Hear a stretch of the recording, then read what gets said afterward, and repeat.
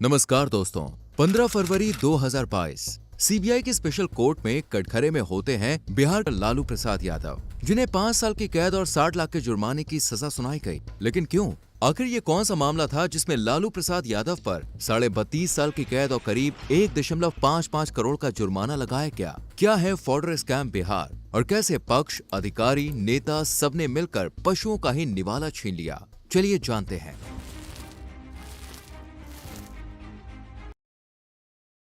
तो दोस्तों, साल था 1995। बिहार के 2 बार के मुख्यमंत्री रहे लालू प्रसाद यादव एक बार फिर 324 सीटों में से 167 सीट जीतकर 27.98% वोट के साथ बिहार के मुख्यमंत्री बनने की खुशी मना रहे थे। इस बात से बेखबर कि ये खुशी अब बस 2 पल की ही मेहमान है। अभी उन्हें तीसरी बार सीएम की कुर्सी बैठे लगभग 8 महीने ही हुए थे कि तभी बिहार के तत्कालीन फाइनेंस कमिश्नर वीएस दुबे को सरकारी डिपार्टमेंट्स में कुछ हेरा फेरी नजर आई। उनके हिसाब से सरकारी खजाने से पैसों की धांधली चल रही थी, इसलिए उन्होंने सभी सरकारी विभागों की परफॉर्मेंस चेक करनी शुरू की। साथ ही उन्होंने बिहार के सभी जिलों के डीएम से कहा कि अपने अपने सरकारी खजानों की रिपोर्ट उन्हें सेंड करें। अब बिहार की एक डिस्ट्रिक्ट है चाईबासा। उस वक्त चाईबासा जिले के कमिश्नर थे अमित खरे, जो 1985 बैच के आईएएस अधिकारी भी थे। महीना था दिसंबर का। कड़ाके की सर्दी के बीच जब सीनियर का ऑर्डर आया तो अमित साहब भी काम पर लग गए और कुछ ही समय में उन्होंने वीएस दुबे को बताया कि बिहार के डिस्ट्रिक्ट एनिमल हस्बेंड्री डिपार्टमेंट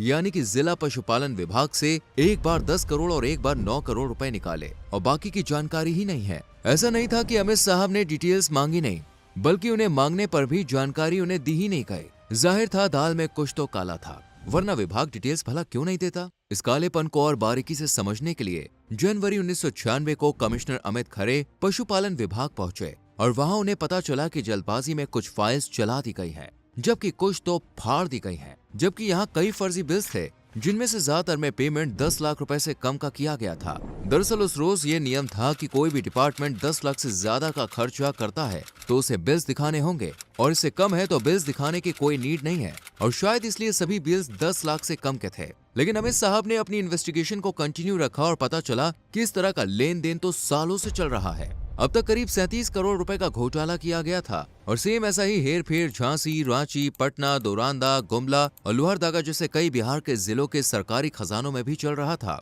और मामला देखते ही बिहार पुलिस तक जा पहुंचा, जिसके बाद 100 के लगभग अधिकारियों को गिरफ्तार किया गया। दरअसल 1993 से 1996 के बीच सरकार ने 5,664 सुअर, 40,500 मुर्गियों, 1,577 बकरियों और 995 भेड़ों को खरीदने के लिए 10 करोड़ रुपयों की मंजूरी दी थी। और इसी फाइनेंशियल ईयर पशुपालन विभाग का जो बजट था वो करीब 75 करोड़ था, जबकि धीरे धीरे पशुपालन विभाग 155 करोड़ रुपए निकाल चुका था। सेम पैटर्न 1993-1994 वित्तीय वर्ष में हुआ। पशुपालन विभाग के लिए 75 करोड़ के लगभग ही बजट था, जबकि सरकारी खजाने से निकाले गए पूरे 240 करोड़ रुपए। इतने पैसे निकाले जाने के बाद भी बिहार में पशुपालन विभाग के काम को लेकर लोग सवाल पूछ रहे थे कि हो क्या रहा है। महज 6 महीनों में कैटल्स की संख्या 354 से सिर्फ 229 रह गई। पहले जहां 30% गाय भैंस नॉन मिल्क प्रोड्यूसर थे, वो संख्या बढ़कर 56% हो गई, जबकि काल्स की डेथ रेट 30 से बढ़कर 100% हो गई। फॉडर उगाने के लिए पूरा 3207 एकड़ एरिया था, जबकि उगाया सिर्फ 1378 एकड़ जमीन पर गया।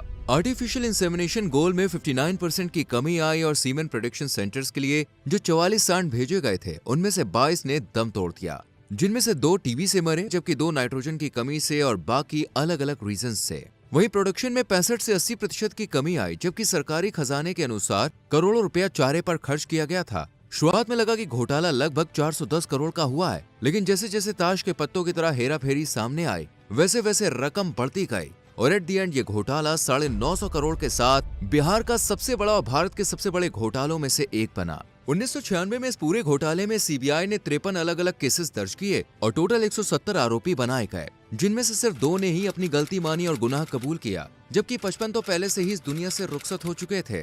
वहीं 7 आरोपियों ने अपनी भलाई देखी और सरकार के गवाह बन गए, जबकि 6 फरार हो गए और बचे 99 में से 34 3 साल की सजा काटकर रिहा हो चुके हैं और 41 के लगभग अभी भी जेल में है, जबकि 24 सजा से रिहा कर दिए गए हैं। 170 आरोपियों की लंबी चौड़ी लिस्ट में farmer MLA Jagdish Sharma, public accountant committee के अध्यक्ष ध्रुव भगत, पशुपालन विभाग के तत्कालीन सचिव बाके जूलियस और पशुपालन विभाग के असिस्टेंट डायरेक्टर डॉक्टर केएम प्रसाद जैसे बड़े बड़े अधिकारियों के नाम सामने आए, जिन्होंने जानवरों के हक का पैसा अपनी पोटली में बराबर बराबर बांट लिया। लेकिन इन सबसे ऊपर एकदम टॉप पर रहा बिहार के former chief minister Lalu Prasad Yadav का नाम, जो बिहार के इस चारा घोटाला मामले में 5 मुकदमों के आरोपी हैं और 32.5 साल की सजा के साथ 1,55,00,000 का जुर्माना भुगत चुके हैं। इस पूरे केस में लालू प्रसाद यादव के खिलाफ 1997 में पहली बार सीबीआई ने चार्जशीट अप्लाई की थी। ये पहली बार ही था जब लालू प्रसाद यादव का नाम इस मामले में सामने आया। लेकिन नाम सामने आते ही लालू प्रसाद के सामने मुश्किल खड़ी हो गई और उन्हें अपना सीएम पद भी छोड़ना पड़ा।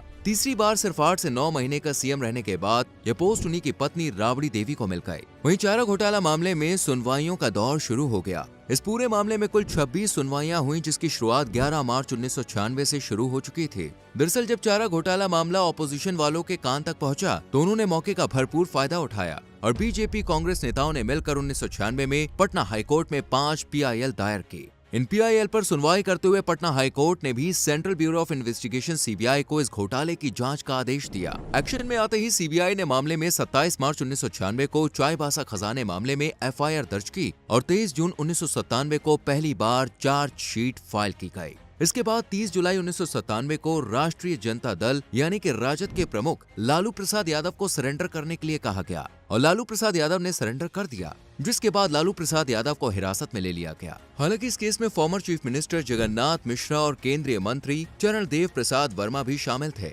जिनमें से जगन्नाथ मिश्रा को बेल मिल गई, जबकि लालू प्रसाद यादव की बेल को सुप्रीम कोर्ट ने खारिज कर दिया और 29 जुलाई को सुप्रीम कोर्ट ने उन्हें बेल देने से साफ इनकार कर दिया। करीब 3 साल गुजरे और फिर आया साल 2000, जब बिहार और झारखंड 2 अलग अलग स्टेट बन गए, जिस वजह से यह पूरा मामला झारखंड हाईकोर्ट के पास चला गया और बिहार के बंका कोषागार से इलीगल तरह से पैसा निकालने का मामला पटना हाईकोर्ट के पास आ गया। 5 अप्रैल 2000 को स्पेशल CBI कोर्ट ने मामले में आरोप तय किया और फरवरी 2000 को रांची की स्पेशल CBI कोर्ट ने सुनवाई शुरू कर दी और इस पूरे मामले में लालू प्रसाद यादव को पहली बार सजा सितंबर 2013 को सुनाई गई, जबकि इसके पहले अगस्त 2013 को हाईकोर्ट ने मामले की सुनवाई की।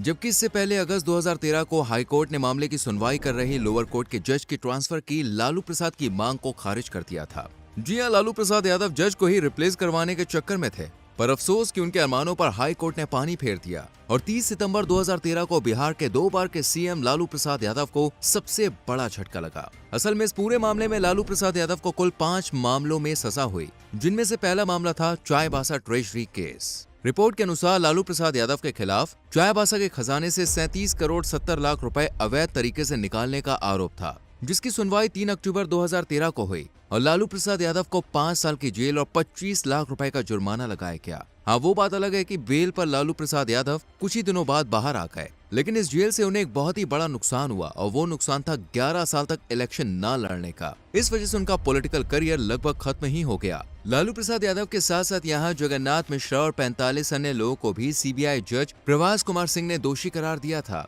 इसके बाद 8 मई 2017 को मामले में सुप्रीम कोर्ट ने CBI की दलील मान ली, जिसमें कोर्ट ने कहा था कि हर केस में अलग अलग ट्रायल होगा और लालू यादव के खिलाफ क्रिमिनल कॉन्स्पिरेसी का केस चलेगा। अगली सुनवाई की तारीख करीब 4 साल बाद आई। दिसंबर 2017 को स्पेशल कोर्ट में सुनवाई शुरू हुई और मामला था देवघर ट्रेजरी केस का, जिसमें 89,27,000 का घोटाला सामने आया था। इस मामले में भी लालू प्रसाद यादव को राहत नहीं मिली और 3.5 साल की सजा के संग संग लालू प्रसाद यादव पर 5 लाख रुपए का जुर्माना लगाया गया। हालांकि इस मामले में भी लालू प्रसाद यादव ने बड़ी आसानी से जमानत ले ली और आजाद हो गए। अगला केस रहा चाईबासा ट्रेजरी केस, जिसकी बदौलत यह पूरा मामला खुलकर सामने आया था। चाईबासा केस में 33 करोड़ 13 लाख का घोटाला था। इतनी बड़ी रकम सरकारी अधिकारियों ने, नेताओं ने, विभाग के कर्मचारियों ने लालू प्रसाद यादव ने कहां कर दिए कुछ पता ही नहीं चला। केस में सुनवाई जनवरी 2018 को हुई और लालू प्रसाद यादव को फिर से सजा हुई। उन पर 5 लाख रुपए का जुर्माना लगाया गया, जबकि 5 साल की सजा सुनाई गई। लेकिन अफसोस, यहाँ भी लालू प्रसाद यादव को बेल मिल गई। चौथा केस रहा दुमका ट्रेजरी केस, जहां 3 करोड़ 76 लाख रुपए की अवैध निकासी की गई, जिसमें मार्च 2018 में स्पेशल CBI कोर्ट में फैसला सुनाया गया और ये फैसला भी लालू प्रसाद यादव को राहत नहीं दे सका। उन्हें पूरे 14 साल की सजा सुनाई गई, जबकि 60 लाख का भारी भरकम जुर्माना भी लगाया गया। पर हर बार की तरह इस मामले में भी साल 2021 के अप्रैल महीने में झारखंड हाई कोर्ट ने लालू प्रसाद यादव को बेल दे दी और फिर से जेल से बाहर आ गए। 5वां और आखिरी मामला था दोरंदा ट्रेजरी केस और अब यकीन नहीं करेंगे कि यहाँ इन करप्ट लोगों ने पूरे 139 करोड़ 50 लाख का चूना सेंट्रल गवर्नमेंट को लगाया। 15 फरवरी को कोर्ट ने इस मामले में भी सुनवाई की और लालू प्रसाद यादव को दोषी मानते हुए 5 साल की कैद और 60 लाख रुपए के जुर्माने की सजा दी। इस तरह चारा घोटाला मामले में लालू प्रसाद यादव को 5 केसेस में 32.5 साल की कैद और 1,55,00,000 रुपए के जुर्माने की सजा मिली। और इस सजा को दिलवाने में सबसे ज्यादा मेहनत अगर किसी ने की तो वो थे सरयू राय। सरयू राय इस केस के मुख्य शिकायतकर्ता थे, जो दिलो जान से केस में लगे। और आपको यकीन नहीं होगा, लेकिन उन्होंने पुराने से स्कूटर पर घूम घूम कर इस केस की पैरवी की,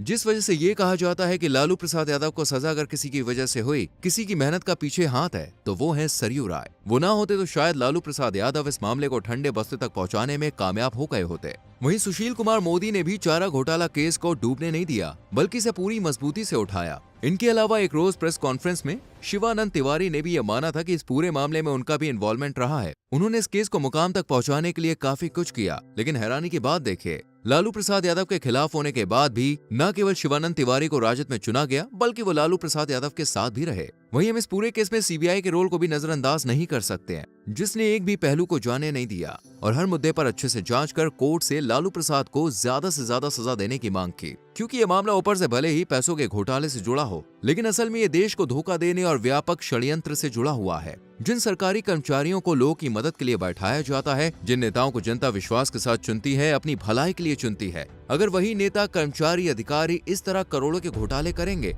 तो सोचने वाली बात है कि आम जनमानस का क्या होगा। और जब जानवरों का हक का अधिकार भ्रष्ट कर्मचारी नेता डकार मार सकते हैं, तो फिर आम लोग के हक का क्या होगा, आप समझ ही सकते हैं। सीबीआई की तरफ से यूएन बिस्वास और राकेश अस्थाना की भूमिका सबसे ज्यादा अहम रही। साल 1996 में जब लालू प्रसाद यादव के खिलाफ चार्जशीट दायर की गई, तब राकेश अस्थाना सीबीआई के महज 35 साल के अधिकारी थे। उन्हीं के चाय में 1997 में पहली बार लालू प्रसाद यादव को गिरफ्तार किया गया। इस वक्त राकेश अस्थाना सीबीआई में एसपी की पोस्ट पर तैनात थे। राकेश अस्थाना सबसे ज्यादा सुर्खियों में इसी केस की बदौलत आए और उन्हें आज भी लालू प्रसाद यादव से पूछताछ के लिए जाना चाहता है। इस पूरे मामले में लालू प्रसाद यादव से पूरे 6 घंटे की पूछताछ की थी इन्होंने। इतना ही नहीं, पूछताछ के बाद इन्होंने ही लालू प्रसाद यादव को गिरफ्तार भी किया था। राकेश अस्थाना की तरह सीबीआई ऑफिसर यूएन बिस्वास का नाम भी सामने आता है। इन्होंने न सिर्फ इस केस में गंभीरता दिखाई, बल्कि केस में लालू प्रसाद यादव के खिलाफ ज्यादा से ज्यादा सजा की मांग भी की थी। लेकिन मामला तब और सुर्खियों में आ गया जब यूएन बिस्वास ने पटना हाईकोर्ट में कहा था कि हमारे अफसर्स को जान से मारने की धमकी दी जा रही है,